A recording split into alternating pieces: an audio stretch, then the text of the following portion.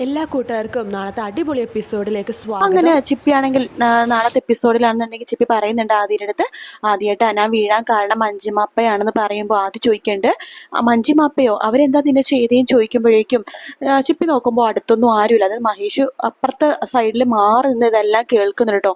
ചിപ്പി നോക്കുമ്പോഴേക്കും ആരും ഇല്ല എന്നൊരു ധൈര്യത്തിലാണ് ആദ്യത്തെ കാര്യങ്ങളൊക്കെ തുറന്നു പറയണത്. അതെ, ഞാൻ അച്ഛനും ഡാഡിയും അതുപോലെ തന്നെ അമ്മയും കൂടി ടൂറ് പോകുന്ന കാര്യങ്ങളൊക്കെ ആലോചിച്ച് സന്തോഷത്തോടെ ഇരിക്കുകയായിരുന്നു. ഹോംവർക്കൊക്കെ എഴുതി കിടക്കാൻ വേണ്ടി തുടങ്ങിയപ്പോഴേക്കും അപ്പ റൂമിലേക്ക് കയറി വന്നു. എന്നോട് ആവശ്യമില്ലാത്ത കാര്യങ്ങളൊക്കെ സംസാരിച്ചു. ഡാഡിയും അമ്മയും കൂടി ടൂറ് പോയി കഴിഞ്ഞാൽ അമ്മക്ക് വേറെ കുഞ്ഞുണ്ടാകുമെന്നും കുഞ്ഞുണ്ടായി കഴിഞ്ഞാൽ പിന്നെ എന്നെ നോക്കില്ലെന്നും ചട്ടകം പഴിപ്പിച്ച് എൻ്റെ ബാക്കിൽ വെക്കുമെന്നും മുഖത്ത് വെക്കുമെന്നും ഒക്കെ പറഞ്ഞു. അമ്മ എന്നെ തള്ളി താഴെ ഇടുമെന്നും ആർക്കും എന്നെ ഇഷ്ടാവില്ലെന്നൊക്കെ പറഞ്ഞപ്പോൾ എനിക്കറിയാലോ എൻ്റെ അമ്മ അങ്ങനെയൊന്നും ചെയ്യില്ലെന്ന്. മഞ്ജുമപ്പ ദുഷ്ടയാ. മഞ്ജുമപ്പയുടെയും കൈലാസേട്ടൻ്റെ അവിടെ ഏതൊരു കുട്ടിയുണ്ട്, ശ്രീകുട്ടി എന്നാ പേര്. ആ കുട്ടിയുടെ വീട്ടിൽ അങ്ങനെയൊക്കെ സംഭവിച്ചു എന്ന് പറഞ്ഞിട്ട് എന്നോട് കഥ പോലെയാണ് ആദ്യം പറഞ്ഞത്. പിന്നീടാണ് കാര്യത്തിലേക്ക് കടന്നത്. എനിക്ക് അവരെ ഇഷ്ടമല്ല, എൻ്റെ അമ്മേനെ കുറിച്ച് വളരെ മോശം പറഞ്ഞപ്പോഴേക്കും എനിക്ക് സഹിക്കാൻ പറ്റിയില്ല. ഞാൻ അവരെ പിച്ച് മാന്തൊക്കെ ചെയ്തു. ആ ദേഷ്യത്തിൽ ഞാൻ അവിടെ നിന്ന് ഇറങ്ങിപ്പോണ സമയത്താണ് തല ഇടിച്ചുകൊണ്ടെന്ന് പറയാണ്.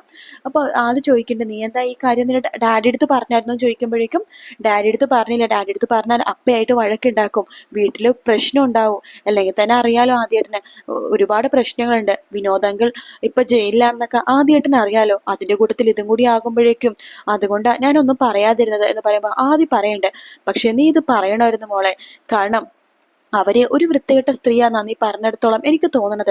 അമ്മേനെയും നിഷിതാമ്മേനും അതുപോലെ ഡാഡിനെ കുറിച്ച് ഇത്ര മോശമായിട്ട് പറയുന്ന ഒരാൾ വീട്ടിലിരിക്കണ എന്തിനാണ്? അങ്ങനത്തെ ആൾക്കാർ അവിടെ നിന്ന് പറഞ്ഞയക്കല്ലേ വേണ്ടത്. അപ്പ അവിടെ ഉള്ളപ്പോ അച്ഛമ്മയുടെ സ്വഭാവം മാറാറുണ്ടെന്ന് നീ പറയാറില്ലേ? അച്ഛമ്മ നിന്നെയും അതുപോലെ നിഷിതാമ്മേനെ ഒക്കെ സ്നേഹിക്കണമെന്നുണ്ടെന്നുണ്ടെങ്കിൽ അപ്പ അവിടെ നിന്ന് ഇറങ്ങിപ്പോണം. നോക്കട്ടെ, നീ ഡിസ്ചാർജ് ചെയ്ത് വീട്ടിലേക്ക് വരില്ലേ? അപ്പൻ അവരെ ഒന്ന് കാണുന്നുണ്ട്. ഞാനിതുവരെ അവരെ കണ്ടിട്ടില്ലല്ലോ, അതുകൊണ്ട് ഒന്ന് കാണുന്നുണ്ട്, ശരിക്കും കാണണം എന്നൊക്കെ ആദ്യം ഇങ്ങനെ മനസ്സിനെ വിചാരിക്കണം. വരട്ടെ, നിങ്ങളെ ഞാൻ വെച്ചിട്ടുണ്ട് മഞ്ജുമാപ്പ എന്നൊക്കെ മനസ്സിൽ ഇങ്ങനെ വിചാരിക്കുകയാണ്. അങ്ങനെ സത്യങ്ങളൊക്കെ മഹേഷും അറിയുന്നുണ്ട്. അപ്പൊ സത്യങ്ങളൊക്കെ അറിഞ്ഞ മഹേഷിനാകെ ദേഷ്യം വരുവാണ്. മഹേഷ് അപ്പൊ തന്നെ ഈ കാര്യം ഇഷിതയുടെ അടുത്ത് പറയണ്ടോ, ഇതൊക്കെയാണ് കാര്യങ്ങള്. ചിപ്പി ആദ്യത്തെ ഫോണിൽ പറയണ കാര്യം ഞാൻ കേട്ടതാണ്, നമ്മൾ അറിയാതിരിക്കാൻ വേണ്ടി അവള് നുണ പറഞ്ഞിട്ട് നമ്മുടെ അടുത്ത് എന്നൊക്കെ പറയുമ്പോഴേക്കും ഇഷിത പറയണ്ട, എനിക്ക് എപ്പോഴേ സംശയം തോന്നിയായിരുന്നു. ചിപ്പി അങ്ങനെ വെറുതെ വിടുന്ന കുട്ടിയൊന്നും അല്ല.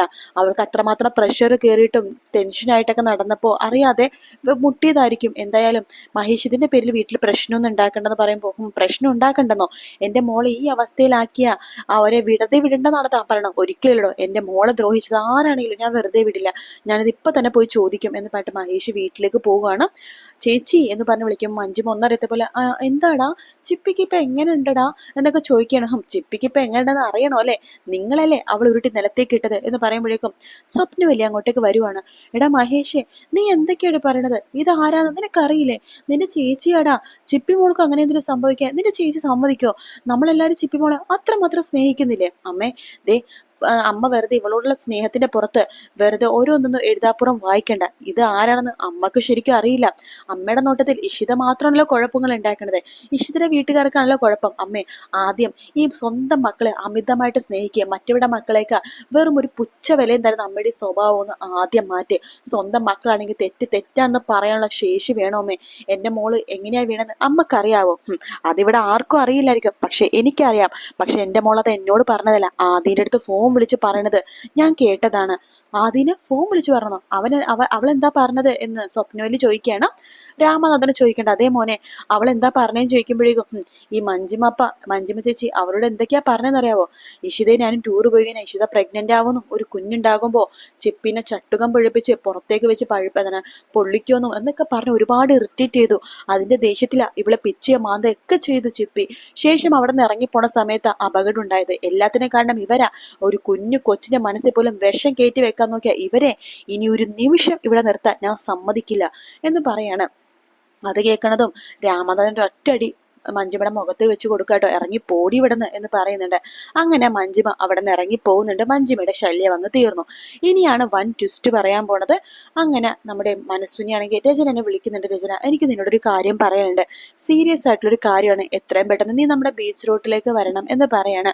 കേട്ട പാതി കേൾക്കാത്ത പാതി രചന അപ്പോൾ തന്നെ വേഗം പോയിട്ട് ബീച്ച് റോഡിലേക്ക് പോയി നിൽക്കുന്നുണ്ട്. അവിടെ മനസ്സുനിയും വരുന്നുണ്ട് കേട്ടോ. മനസ്സിൻ്റെ ചോദിക്കണ്ടേ, എന്താ നിങ്ങൾക്ക് അത്യാവശ്യമായിട്ട് പറയാനുണ്ടെന്ന് പറഞ്ഞ് വിളിച്ചത്? ആകാശിനെ പോലും കൂട്ടരുതെന്ന് പറഞ്ഞത്, കാരണം എന്താ എന്ന് ചോദിക്കുമ്പോഴേക്കും അത് രചനയ്ക്ക് മാത്രമേ മനസ്സിലാവുള്ളൂ. ഞാൻ ആ കാര്യം പറഞ്ഞ എന്താ കാര്യം, നിങ്ങൾ എന്താണെന്ന് വെച്ചാൽ തെളിച്ചു പറ എന്ന് രചന പറയുമ്പോഴേക്കും രചന മനസ്സിന് പറയേണ്ടത്, നിനക്കറിയാലോ രചന, എൻ്റെ മോനും ഇഷിതയും തമ്മിൽ ഒരുപാട് വർഷത്തെ പ്രണയമായിരുന്നു. അവർ തമ്മിൽ ഒരിക്കലും അകലു പോലും ഇല്ലായിരുന്നു. എനിക്കാണെങ്കിൽ ഇഷിതനെ കണ്ണെടുത്താൽ കണ്ടുകൂടായിരുന്നു.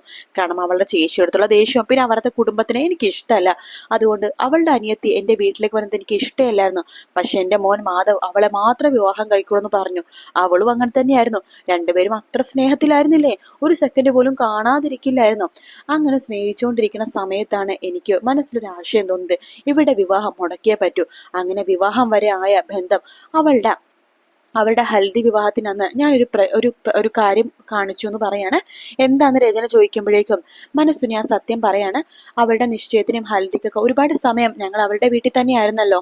അന്ന് അവൾക്ക് കുറച്ച് മരുന്നുകളും പച്ചമരുന്നും അതുപോലെ തന്നെ മരുന്നുകളൊക്കെ കലക്കിയിട്ടുള്ള ലായിനിയൊക്കെ അവളെ കൊണ്ട് കുടിപ്പിച്ചായിരുന്നു. അതെന്തിനാ നിങ്ങൾ അങ്ങനെ ചെയ്തത് എന്ന് രചന ചോദിക്കുമ്പോൾ, അതിൽ ഒരു മരുന്നായിരുന്നു മോളെ, വേറൊന്നുമല്ല. അവൾക്ക് പ്രഗ്നന്റ് ആവാൻ സാധിക്കാത്ത ഒരു മരുന്ന്. പക്ഷെ ആ മരുന്നിന്റെ വീര്യം ഒരു 1-2 വർഷം മാത്രമേ ഉണ്ടാവുള്ളൂ. അത് വേറൊന്നുമല്ല ഞാൻ അങ്ങനെ ചെയ്തത്. ഒരു കുഞ്ഞുണ്ടാവില്ലെന്ന് പറഞ്ഞാൽ മാധവ് അവളെ ഉപേക്ഷിക്കും എന്ന് എനിക്കറിയാം. അതുകൊണ്ട് തന്നെയാ ആ മരുന്ന് ഞാൻ അവളെ കൊണ്ട് കുടിപ്പിച്ചത്. അവൾക്ക് ശരിക്കും പ്രസവിക്കാനുള്ള ശേഷിയുണ്ട്. പ്രസവിക്കാനുള്ള ശേഷി ഇല്ലാതാക്കാൻ വേണ്ടി അവൾക്ക് ഒരു പ്രത്യേകതരം മരുന്നും പിന്നെ അവൾ മയങ്ങി വീണപ്പോൾ ചെറിയൊരു രീതിയിൽ അവൾക്ക് കുറച്ച് കാര്യങ്ങളൊക്കെ ഞങ്ങൾ ചെയ്തായിരുന്നു. അതിന്റെ ഭാഗമായിട്ടാണ് അവളിപ്പോ ഇത്രയും വർഷം അവൾക്ക് കുഞ്ഞുങ്ങൾ ഉണ്ടാവില്ലെന്ന് അവൾ വിശ്വസിച്ചത്. പക്ഷെ ഇപ്പോ അവൾക്ക് ട്രീറ്റ്മെന്റ് എടുത്തില്ലെങ്കിൽ പോലും അവൾ പ്രസവിക്കും. കാരണം അവൾക്ക് ആ മരുന്നിന്റെ ആ ഒരു ഇതൊക്കെ കഴിഞ്ഞു അവളുടെ ബോഡിയിൽ നിന്ന്. അതുകൊണ്ട് അവൾക്ക് ഒരു കുഴപ്പമില്ല, അവളെ പ്രസവിക്കുന്ന ആരോഗ്യമുള്ള കുഞ്ഞിനെ. അപ്പോൾ നിങ്ങൾ എന്താ പറയുന്നത്, ഇഷിത പ്രഗ്നന്റ് ആവോന്നാണോ?